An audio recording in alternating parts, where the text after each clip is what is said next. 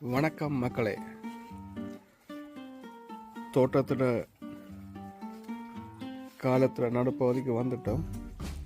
நட்டதுகள் இந்த மாதிரி இருக்குன்னு பார்ப்போம். இது பச்சை மிளகா வளர்ந்துருக்கு, பூக்கேட்ட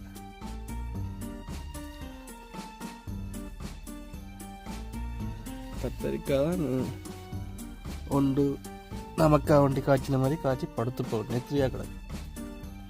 நிலத்தில் வைக்கிறது வருதில்லை மக்களே. சாடிக்க வைக்கிறோன்னா கொஞ்சம் செந்தளிப்பாக நிற்கும், கொஞ்சம் குளுமையாக நிற்கும் சாடிக்க வைக்கிறது. தக்காளி தான் கொஞ்சம் காய்ச்சது, விழுந்து காய்ச்சி.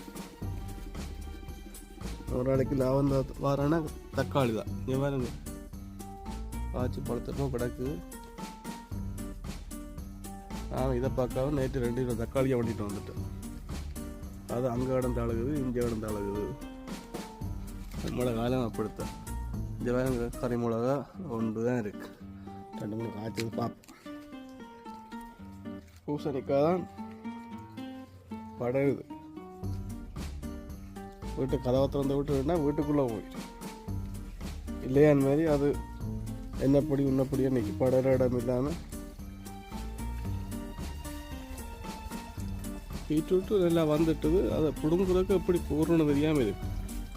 போனால் எல்லாத்தையும் உழைக்கணும் தான் போகணும். பார்ப்போம், கொஞ்சம் நாள் போகட்டும். பூசணிக்காய் கொஞ்சம் நல்லா வந்திருக்கு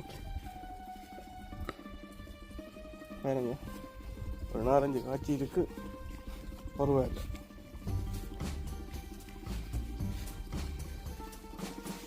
இங்கே பெரிய காய் ஒன்று இருக்கு. இது துபாயில் பச்சை பூசணிக்காயும் இருக்காக்கும்.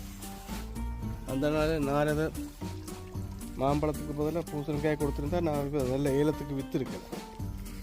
இப்போ கோயிலெல்லாம் அதுதான் விற்கிறாங்க. அந்த ஐயரை கூப்பிட்டு விற்றுருக்கேன் ஏலம் போட்டு. பாவக்காய் கொஞ்சம் வந்திருக்கும், ஒரு காய் காய்ச்சி இருக்கு. இந்த காயை வருகுது, கொஞ்சம் பரவாயில்லை.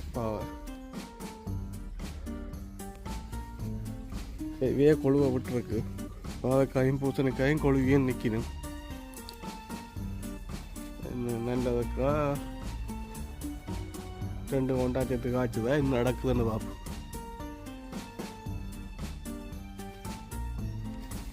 வேறு மக்களே, சந்தோஷம். உங்களோட தோட்டங்களையும் அப்படி வந்துருந்தா எடுத்து போடுங்க. வாழையும் நல்லா வந்திருக்கு. அப்புறம் சந்திப்பேன். நான் புடுங்கை எடுத்து போடுறேன் வீடியோ.